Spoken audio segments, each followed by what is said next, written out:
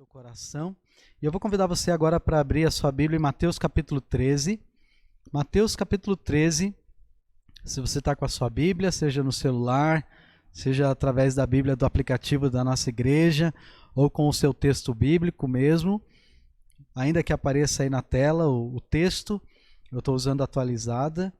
Eu quero ver com você esses dois versículos, Mateus 13, versículo 31 e 33, 31 e 32.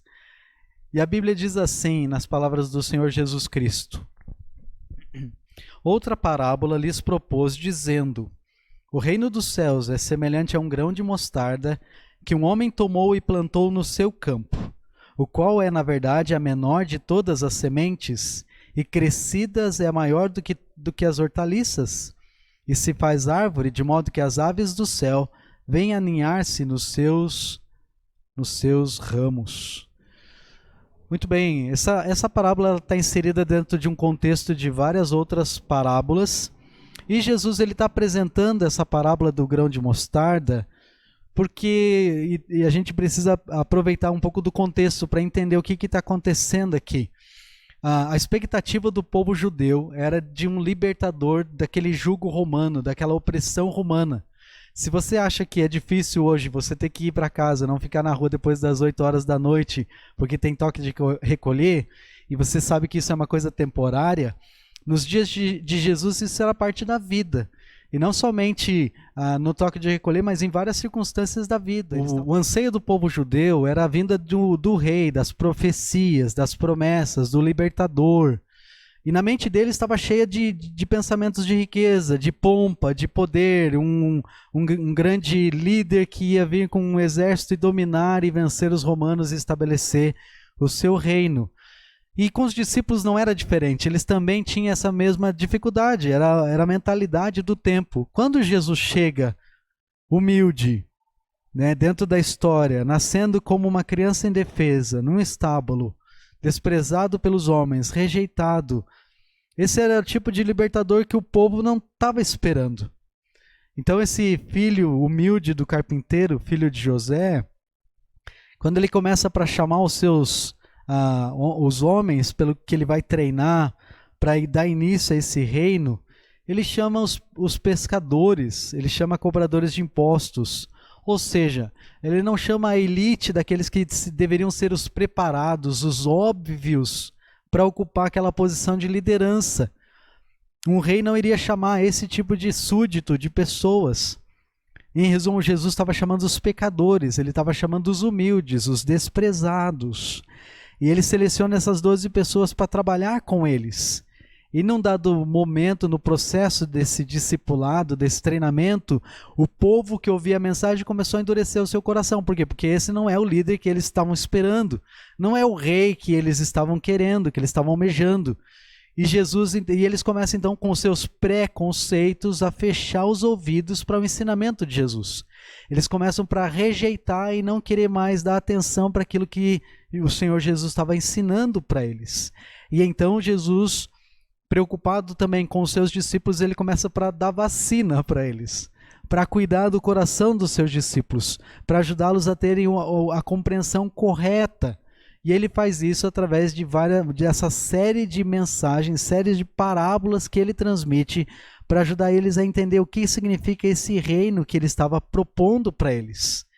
Então, é possível, e você vai ver isso várias vezes na vida dos discípulos, quando há vários momentos em que eles começam para questionar, será que eles estão tomando a decisão correta? Em outras palavras, eles podiam estar dizendo, será que nós estamos acertando?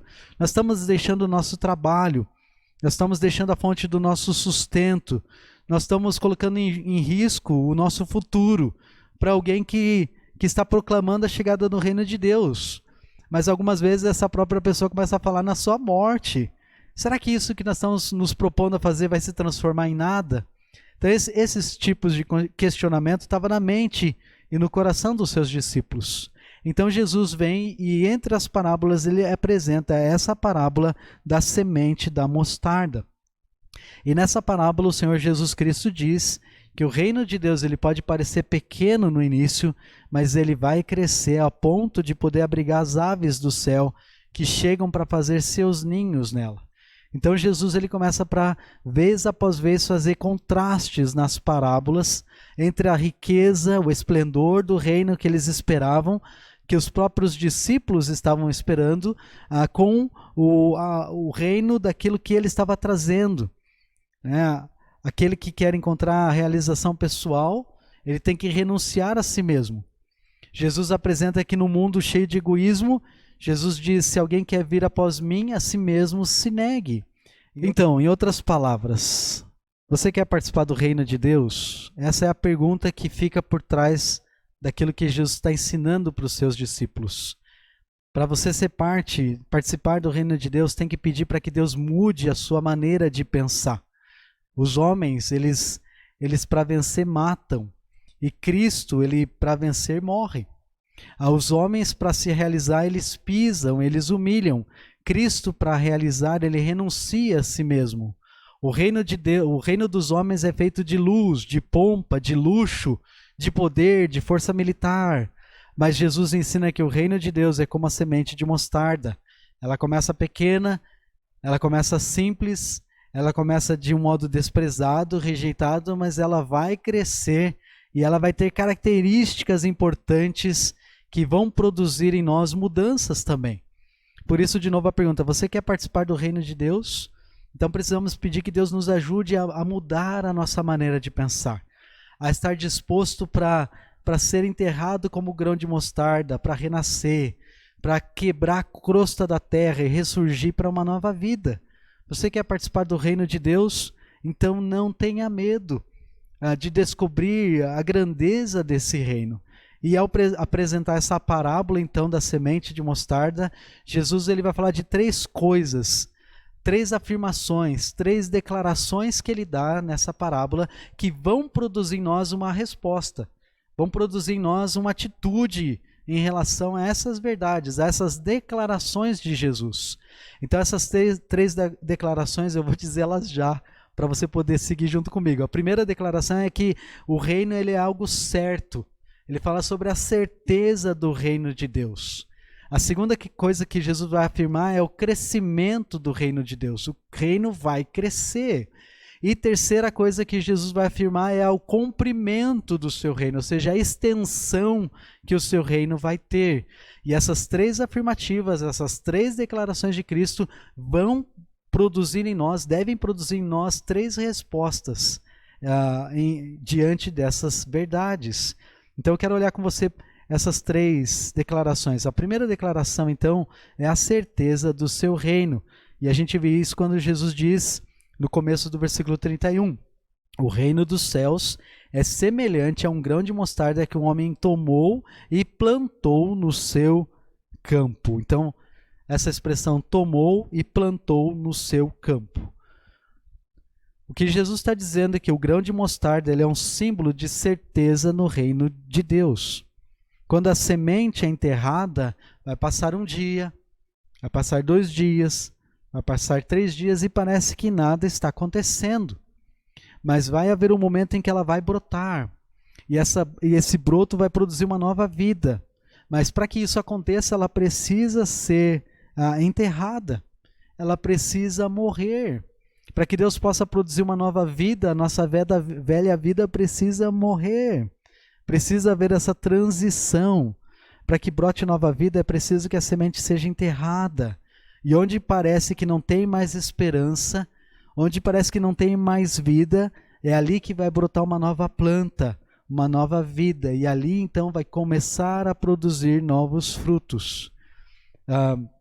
É tão interessante para pensar que essa nova vida precisa que a semente seja enterrada, para que ela seja colocada na terra e ela então possa produzir uma nova planta. Jesus, ele foi aquele que morreu na cruz do Calvário. A gente vai falar sobre isso já no próximo domingo, domingo de Páscoa. Nós vamos celebrar não somente a sua morte, a sua vida sendo entregue, mas também a sua ressurreição. Ao 3º dia, Jesus ressuscita e ele estabelece então o seu reino. É tão interessante para pensar que nós precisamos entender que talvez nós tenhamos momentos em que parece que os nossos sonhos são destroçados. e passa um dia, 2 dias, estou usando aqui uma linguagem de simbolismo, né? 3 dias, mas os seus sonhos, eles podem ressuscitar. Os homens podem humilhar você por causa da sua fé na sexta-feira. Então vai vir o sábado, mas logo vai chegar o domingo e você vai poder desfrutar em glória do reino de Deus. A glória do conceito do reino de Deus. Os homens podem ferir o nosso corpo por um dia, por 2 dias, mas ao terceiro dia haverá cura. Essa é a promessa, essa é a certeza, a declaração do grão de mostarda. Quando você pensa que a semente desapareceu, quando você pensa que ela apodreceu, quando você pensa que ela acabou, é justamente aí que Deus vai fazer uma grande maravilha. É nesse momento que Deus faz grandes surpresas, porque é nesse lugar onde a planta vai florescer e nascer novamente. Irmão, é possível que nesse momento você tenha uma pessoa que é extremamente querida nos seus pensamentos. Você talvez já tenha colocado ela perante Deus em suas orações, continuamente colocando ela diante de Deus, mas você se questiona por que Deus não está agindo, parece que nada está acontecendo, parece que é como aquela semente que foi plantada no solo, a palavra de Deus foi plantada no coração, mas nada está mudando. O que é o ensinamento dessa parábola? Não desanime, mantenha a sua esperança. Talvez essa pessoa seja o seu esposo, a sua esposa, e você está orando pelo seu cônjuge. E há quanto tempo você está fazendo isso? Talvez em algum momento você tenha dentro do seu coração se apoderado de uma sensação de que Deus não está ouvindo você, de que Deus não está agindo em favor do seu marido, da sua esposa. Talvez é um filho, talvez é uma mãe, talvez é o seu pai ou o seu irmão. E por que eles não reagem? Por que não tem uma mudança nas suas vidas? Por que Deus não faz algo mudar? E a impressão pode ser até que essa pessoa está cada vez mais endurecida, até o contrário. Mas não desanime. Por quê? Porque a certeza do reino, o reino de Deus é certo. Permaneça, continue orando por essas pessoas. Continue orando sim pelo seu filho. Continue orando pelo seu esposo, pela sua esposa, pelo seu vizinho, por seu primo, seja qual for a pessoa. Essa semana nós estávamos na reunião da célula e em dado momento nós estávamos discutindo a mensagem do domingo passado, estavam falando sobre pessoas que nós temos ao nosso redor para poder evangelizar e falar de Cristo e testemunhar da mensagem de salvação. E alguns estavam comentando no nosso grupo assim, parece que agora ficou mais restrito, porque eu só tenho poucas pessoas no meu vínculo de relacionamento, eu não tenho mais aquele grupo grande. E nós estávamos então chegando à conclusão de que talvez esse é o melhor momento, porque essas pessoas não têm para onde correr. Essas pessoas estão ao seu lado dia após dia. E esse é o grande momento para você trabalhar especificamente com essas pessoas. Foi as pessoas que Deus colocou diante da sua vida para você trabalhar com elas. Não é mais as multidões, é com essas pessoas. Às vezes a gente se ilude. Nós pensamos muito que nós vamos alcançar grandes pessoas, quando eu tiver um grande setor, com muitas pessoas eu vou testemunhar. Mas irmãos, testemunho começa com um por um, plantando a semente no coração dessas pessoas. É possível que nesse momento você está lembrando dessa pessoa, então continue orando e trabalhando com elas e creia que um dia haverá alegria de poder até mesmo vê-los vindo aos braços do Senhor Jesus. Eu quero contar a história de Matheus Cotton. É uma história que eu gosto muito. Ele foi muito importante na história da igreja. Ele foi responsável por um dos grandes avivamentos nos Estados Unidos, no tempo dele. Mas ele tinha dois bons amigos da sua infância, cresceram juntos na comunidade onde ele morava. Ele se tornou pastor e ele continuou mantendo os laços de amizade, testemunhando para eles. E durante toda a vida dele havia um grande anseio pela salvação deles. Ele testemunhava, ele trabalhava com eles, ele se dedicava por eles. Mas eles eram homens que não queriam ter nenhum compromisso com Jesus Cristo. Eram bons homens, eram homens extremamente educados. Mas eles não queriam aceitar a mensagem de salvação, de confiar as suas vidas unicamente em Cristo como Salvador. Então o tempo foi passando e chegou um momento em que Matheus Cotton, dos 3 amigos, ele foi o que faleceu primeiro. E no dia do seu funeral, foi convidado um pastor jovem para estar lá e ele trouxe uma mensagem extremamente simples. Mas por causa do testemunho de Matheus Cotton, foi nesse dia que esses dois amigos aceitaram Cristo como seu Salvador.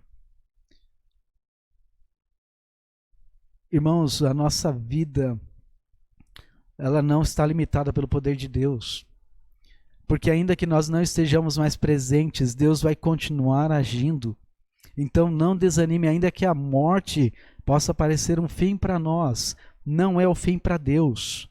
É justamente isso que a parábola do grão de mostarda nos fala. Quando você pensa que está tudo completamente perdido, essa é a hora em que Deus começa a agir. Esse é o momento em que acontece a oportunidade divina. Então o reino de Deus é certo, o reino de Deus é uma certeza. Jesus está dizendo isso, o reino de Deus, ele é certo, por isso mantenha a sua esperança, por isso não desista. Essa é a mensagem do grão de mostarda, que Jesus queria que os discípulos entendessem isso. Quando chegasse aqueles momentos difíceis, aqueles momentos de compleição, aqueles momentos de dificuldade, que eles pudessem lembrar que o reino de Deus, ele é uma certeza. Ainda que houvesse tanto sofrimento, perseguição e morte nos primeiros anos da vida da igreja, até é considerado pelos historiadores chamada a Era dos Mártires, os 100 primeiros anos da vida da igreja, onde cristãos eram mortos vez após vez. Eles precisavam lembrar que o reino de Deus é uma certeza, e não somente isso, mas a segunda coisa é que o reino de Deus, ele cresce. E isso aparece na segunda frase aqui da nossa parábola, quando Jesus diz, e crescida se faz árvore. O reino de Deus, ele começa pequeno, mas ele vai crescendo e um dia vai se tornar tão grande que as aves do céu podem até fazer ninho nos seus ramos. Existe muita discussão sobre esse texto e você pode então depois olhar no canal da nossa igreja, tem lá um estudo só sobre essa parábola, explicando os desdobramentos da interpretação na história, que é muito legal. Mas eu quero vir para a coisa mais básica. Quando os discípulos estavam ouvindo essa parábola, quando as pessoas estavam ouvindo essa parábola, o que eles estavam entendendo em primeiro lugar? E às vezes eu tenho um medo que às vezes a gente constrói coisas tão grandes em coisas que eram extremamente simples, que Jesus Cristo estava chegando para eles num jeito extremamente prático. A igreja, ela teve um começo humilde. Esses 12 homens simples e de certa forma incultos eram pessoas que o mundo olhava e que o mundo nunca imaginaria que eles estabeleceriam uma comunidade que é o que a igreja cristã é hoje, pelo menos no lado do ocidente do mundo. No início eles foram perseguidos, como eu disse, foram jogados nos leões, foram despedaçados, muitos cristãos morreram, mas hoje a igreja cristã, ela é o que é no mundo. E o Senhor Jesus Cristo, ele diz que o reino de Deus, ele começa pequeno, mas vai crescendo, e um dia vai se tornar tão grande que até as aves do céu vêm fazer ninho nos seus ramos. Mas eu tenho um outro aspecto do crescimento do reino que eu gostaria de considerar com você.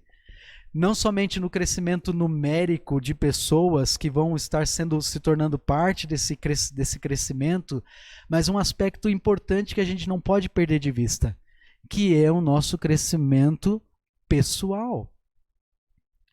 Eu tenho uma pergunta: quem é você? Há quanto tempo você, que já é parte da nossa família, parte da nossa igreja, há quanto tempo você nasceu no reino de Deus? Quando foi que você entendeu o evangelho e decidiu que você iria confiar a sua vida a Cristo? E por que eu estou fazendo essa pergunta? Porque um aspecto do seu crescimento, um aspecto do crescimento do reino é o seu crescimento.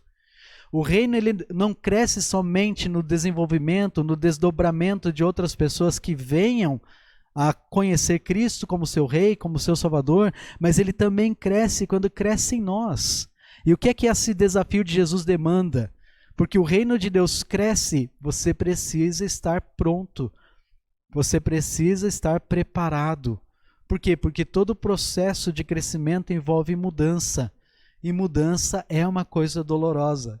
Mudança gera desconforto. Nós somos seres que lutamos com mudanças. Às vezes nós não queremos mudar. Muita gente, quando começa a descobrir novas verdades na Bíblia, começa a perguntar, mas será que eu estava vivendo tudo isso durante todos esses anos? Será que eu estava errado na minha vida cristã? Eu tenho que dizer para você, não é assim que a gente questiona, irmão. Você não pode encarar a vida cristã dessa maneira. Você não pode olhar para as novas coisas que você aprende, que você se desafia e pensar que você estava equivocado antes. Pensando que aquilo estava errado, então tudo que eu criei. Talvez, eu vou até dizer para você, nem é uma questão de estar certo hoje. Por quê? Porque é uma questão de crescimento, de maturidade na experiência cristã. Se você assistiu a aula da escola dominical hoje de manhã, você viu o desdobramento do crescimento de Abraão. Ele enfrentou sérios problemas, dificuldades na sua vida cristã. Ele não se tornou o pai da fé da noite para o dia, porque houve um desenvolvimento. Na próxima lição da próxima semana, nós vamos ver como Deus tinha que se encontrar com Abraão e trazer revelações para ele, mas entender o tempo de Abraão, do seu desenvolvimento em relação a isso, da sua compreensão daquilo que Deus estava mostrando para Abraão, para que ele chegasse hoje a ser considerado, como Paulo diz, o pai da fé de todos aqueles que creem. Irmãos, muita gente, quando começa a descobrir as verdades bíblicas, precisa entender que não está equivocado, mas está crescendo na sua experiência cristã. Deixa-me ilustrar isso. Pense sobre uma criança que tem 6, 7, 8 anos. Não tem como eu pegar uma criança de 9 anos e querer botar a roupa de 6 anos nela. Não vai servir. Mas por quê? Porque aquela roupa é errada? Não, porque aquela roupa não é mais do tamanho correto para aquela criança que cresceu. Deixa eu ilustrar isso de outra forma. Pense sobre você lá no seu ensino fundamental. Você está começando a aprender sobre somar, dividir, multiplicar, subtrair. E aí você cresce e vai para o ensino médio. E aí você aprende que tem outras coisas relacionadas à matemática, como matéria chamada, por exemplo, física, química. Você vai ter uma matéria chamada trigonometria. E aí quando você sai do ensino médio e entra na faculdade, você começa a perceber que tem outras matérias, como estatística, que envolve matemática. Você vai, talvez, dependendo da área que escolher, vai ter que trabalhar com física nuclear, física quântica, trigonometria espacial. Agora, você acha que é justo olhar para os seus anos lá no início, quando você estava lá no ensino fundamental, quando você está aprendendo a somar, diminuir, multiplicar, e dizer, olha, tudo isso foi equivocado, tudo isso é tão elementar, tão básico, e desprezar esse conhecimento? Não. Agora, você acha que é justo olhar para você cresceu, lá no início, houve mudanças, então não é porque você estava somente no somar, no diminuir, no multiplicar, que você estava errado, mas você está crescendo. Então isso causa desconforto, mudar, porque quando você vai começar para estudar, por exemplo, física, agora a coisa fica mais complicada. Você começa para ter que aprender, que vai além de somar, e muitas vezes, talvez você aí que é universitário, já foi universitário, com certeza já teve noites perdidas, que você se sentiu desafiado, e você teve que enfrentar aquelas matérias. Passou noite sem dormir, analisando, estudando, resolvendo. Todo crescimento envolve mudança. Deus, ele não muda porque ele é perfeito. Mas nós, irmãos, vamos mudar, porque isso é parte do reino de Deus. O reino, ele vai crescer. Então, deixa eu fazer uma pergunta para você. Será que eu estou falando com você que tem lutado com o crescimento espiritual, especialmente nesses últimos anos da nossa igreja, porque você não está pronto para pagar o preço? Tem muita gente que aprende a somar e quer passar o resto da vida inteira somente sabendo somar. Não quer sair do fundamental, não quer entrar no ensino médio. E tem muitos que não querem sair do ensino médio nem entrar na faculdade. Mas, irmãos, na vida cristã não é assim. Chega um momento em que você vai ter que abrir seus olhos diante da luz da palavra de Deus. E Deus vai começar a despertar você para crescer. Será que não chegou a hora de dar mais um passo e crescer e mudar? E não, eu sei, não existe mudança sem dor. Não existe crescimento sem desconforto. E talvez você é alguém que está justamente nesse momento. E você precisa tomar uma decisão. E essa luta dentro do seu coração tem produzido esse sentimento de desconforto. O reino de Deus é como um grão de mostarda, ele tem que crescer. Irmãos, não tem como você ficar sempre o mesmo. Não é possível. Perante a luz da palavra de Deus, você tem que avançar, tem que se desenvolver. Comece não somente a olhar para o passado e para as coisas boas que Deus fez e que como Deus é grandioso e como Deus nos abençoou na história da nossa igreja, da nossa vida cristã, mas você precisa continuar caminhando. Nós precisamos crescer, precisamos mudar. Então, entenda, não é só um crescimento de religião, não é somente um crescimento de conhecimento, mas é um crescimento de relacionamento com Deus. Você está entendendo os novos planos que Deus tem para você? De juntos, crescermos juntos, coisas que talvez antes você não compreendia e está compreendendo agora. Irmãos, eu sou passível de crescimento também. Pastor Paulo é a mesma coisa, nosso desejo é crescer, é continuar nos desenvolvendo na vida cristã. Talvez um dos grandes problemas da minha vida cristã, da minha formação teológica, foi um erro, nem foi culpa do seminário, eu não vou dizer que isso é culpa deles, é culpa minha. Uma maneira incorreta de abordagem da escritura. Eu achava sempre que eu tinha que ter todas as respostas, todo o conhecimento para poder estar pronto a sempre responder. Um aspecto disso é importante ser preparado, mas eu não posso considerar que eu vou sempre ter todas as respostas. Por quê? Porque eu estou tentando responder às pessoas sobre um Deus que é imenso. Um Deus que não tem como eu controlar, eu não controlo isso.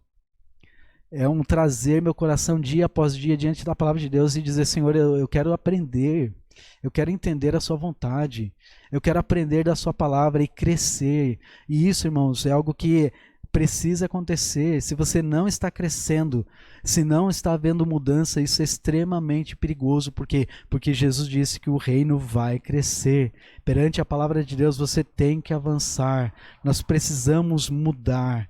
Você está pronto para crescer como a semente de mostarda? Talvez você está enfrentando grandes mudanças em sua vida nesse momento. E sabe quem é que promove essas mudanças? Sabe quem é que está agindo dentro exatamente em todas essas mudanças que estão acontecendo? Tenho visto pessoas dizendo que depois que a pandemia passar vai ter um tempo de mudanças. Não, irmão. Já estamos enfrentando tempos de mudanças. Não é depois que passar, nós já estamos vivendo essas mudanças. E quem é que controla tudo isso? É Deus. Deus é quem está fazendo isso. E por quê? Porque nós não podemos ficar sempre sendo os mesmos. Perante a luz da palavra de Deus, nós precisamos mudar. O reino de Deus, ele cresce. Essa é uma declaração do Senhor Jesus Cristo. Por isso você precisa se preparar. Por isso você precisa também estar pronto para crescer, para dizer para Deus, Senhor, eu quero crescer e aceitar as mudanças e crescer e caminhar juntos nas mudanças. Esse é o segundo aspecto do reino de Deus. O reino de Deus, ele é certo, por isso não perca a esperança, não perca a certeza. Segunda coisa, o reino de Deus, ele cresce.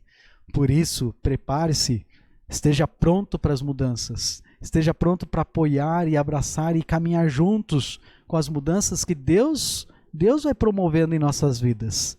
E terceiro ensinamento aqui de Jesus, terceiro desafio é o cumprimento do reino. Ou seja, outra palavra é extensão do seu reino. E isso aparece quando Jesus diz, as aves do céu vêm aninhar-se. Talvez um dos grandes desafios que os discípulos precisavam entender, isso demandou tempo, gente, isso demandou trabalho de Deus e do Senhor Jesus Cristo. A ponto, por exemplo, de quando, só para ilustrar, Pedro vai e prega em Atos 2, do início da igreja, que aquilo que eles estavam testemunhando era a ação de Deus no começo da igreja. Leva 10 anos, desde Atos 2 até Atos 10, quando Pedro vai pregar para Cornélio, que é um gentil, alguém que não é judeu. Leva 10 anos, quando Deus já tinha explicado que era para eles ir pregar o evangelho a todo mundo. Deus tem que promover uma perseguição, no certo sentido, para que eles possam sair de Jerusalém e começar a percorrer os outros lugares e falar do evangelho, falar do reino de Deus. Mas o que é interessante é que os discípulos eles precisavam entender que o reino de Deus ele se estendia além das fronteiras de Israel. O reino não era somente para os judeus, e essa era a grande luta que Jesus está sempre desafiando os discípulos. Porque na mentalidade deles, eles eram o povo de Deus, o centro de Deus, e eu tenho, às vezes, o receio que nós, como cristãos, às vezes, abraçamos esse mesmo tipo de atitude, esse mesmo tipo de bagagem, de achar que, bem, nós temos a verdade, então se as outras pessoas se interessam, se as outras pessoas concordarem, elas que venham e aceitem. Mas o que Jesus está mostrando é nesse cumprimento, essa extensão do reino de Deus.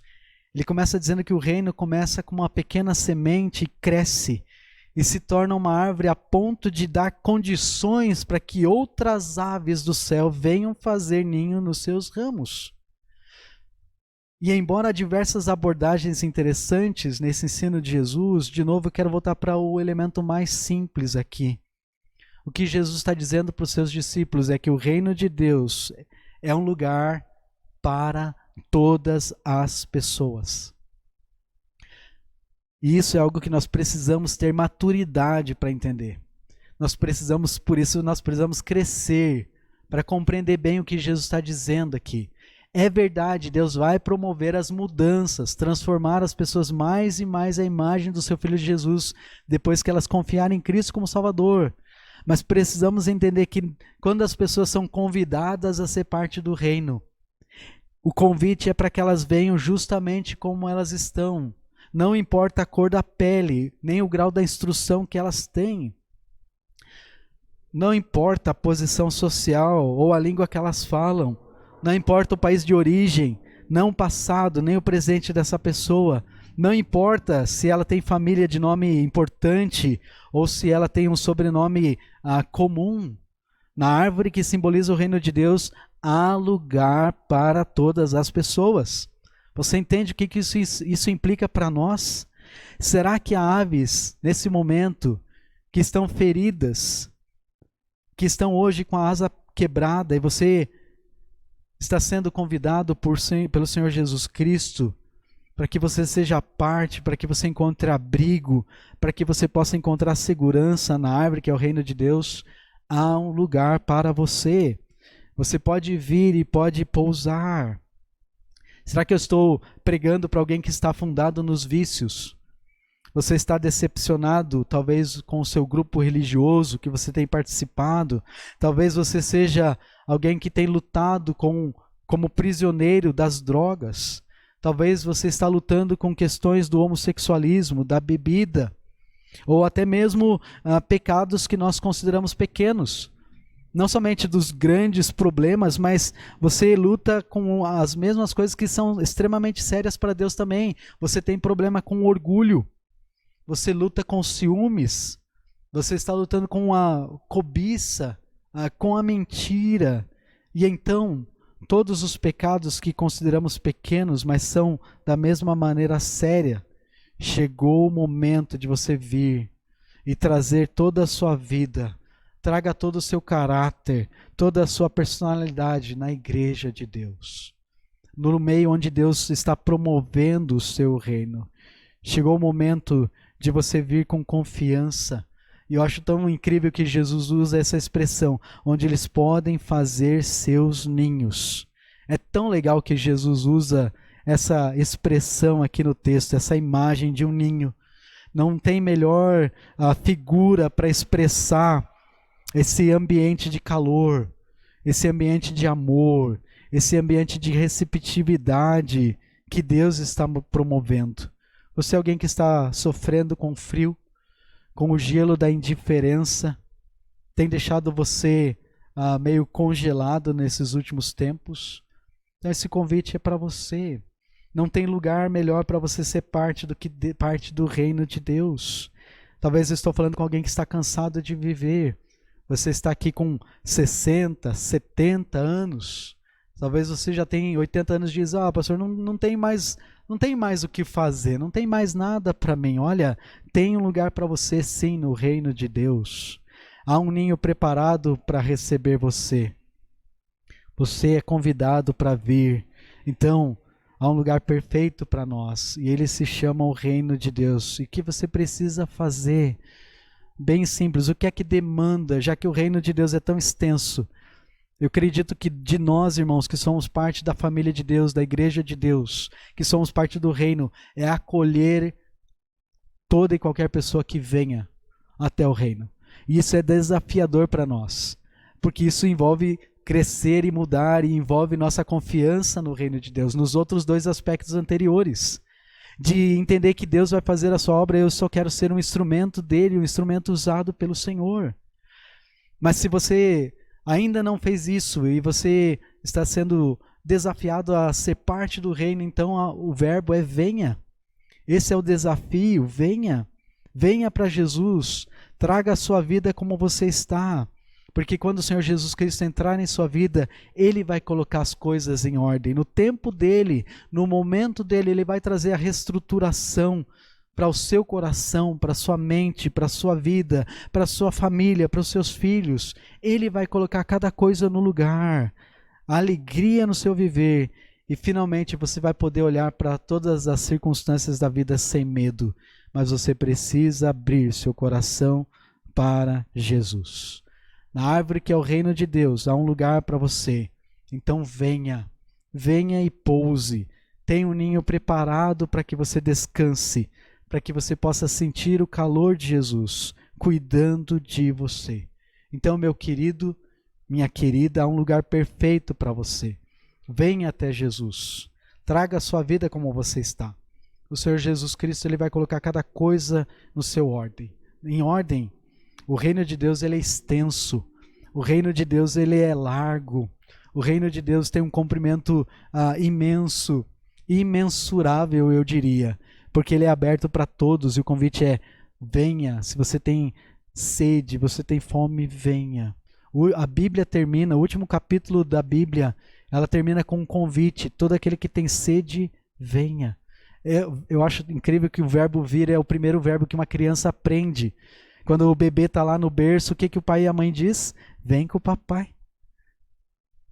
Vem com a mamãe. Deus, ele não está complicando o convite. Venha, venha como você está. Porque esse é o cumprimento do reino de Deus. Então, qual é o desafio hoje à noite para encerrar a nossa mensagem? O reino de Deus, ele é certo, por isso confie. O reino de Deus, ele vai crescer. Por isso esteja preparado, esteja pronto para ser parte desse crescimento. E o reino de Deus é grande, por isso você tem duas atitudes: disponha-se e venha. Vamos orar.